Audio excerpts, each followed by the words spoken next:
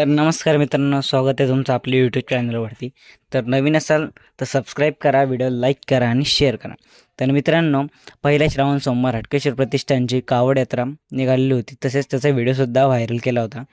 तर तुम्हाला तो व्हिडिओ पाहायचा असेल तर आपल्या व्हिडिओच्या कॅप्शनमध्ये दिला आहे, ते पाहू शकता तुम्ही। आणि हटकेश्वर प्रतिष्ठानची श्रावण सोमवारची पहिली महाआरती पाहायची असेल तर ह्या व्हिडिओमध्ये दिलेली आहे। आणि व्हिडिओला लाईक करा, सबस्क्राईब करा, शेअर करा। तर मित्रांनो, आता पहा हटकेश्वर प्रतिष्ठानची महाआरती।